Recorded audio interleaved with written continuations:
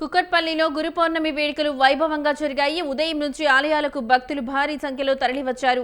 గురువులను స్మరించుకుంటూ ప్రత్యేక పూజలు నిర్వహించారు. గురు పౌర్ణమి సందర్భంగా భక్తులు గురువుల ఆశీర్వాదాలు పొందారు. ఆలయాల వద్ద ప్రత్యేక ఏర్పాట్లు చేశారు. ప్రాముఖ్యత వ్యాస మహర్షి.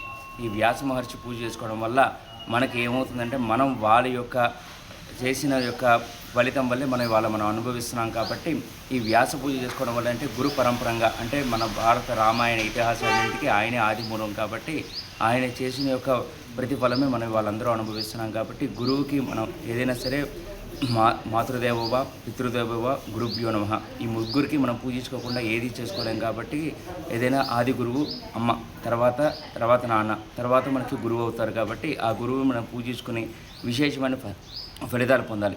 అలానే జాతకంలో కూడా గురు బలం ఉంటేనే అన్నీ సక్రమంగా జరుగుతాయి.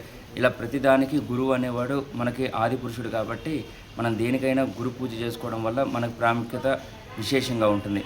అలానే ఈ గురు పౌర్ణమి ఎందుకు ఈ గ్రీష్మ ఋతువు ఆషాఢ మాసం పౌర్ణమి రోజున వచ్చిందంటే కనుక ఇక్కడ నుంచి మనకి ప్రతిదీ దక్షిణాయనం పుణ్యకాలంలో స్టార్ట్ అయిన గురు పౌర్ణమి రోజున చేసుకోవడం వల్ల ఇక నుంచి ప్రతి 15 రోజులకి ఒకసారి ఏదో ఒక పండుగ వస్తుంది. ఆ పండుగ రావడం వల్ల ఈ వినాయకుడికి ఎలా అయితే పూజ చేసుకుంటామో గురువుకు కూడా నమస్కారం చేసుకుని మనకి మన కుటుంబాలకి ఆయురారోగ్య ఐశ్వర్యం ఉండాలని, గురు యొక్క పరంపర ఉండాలని చెప్పి సర్వేశ్వరుని ఆ సాక్షాత్ శ్రీ ఆంజనేయ స్వామిని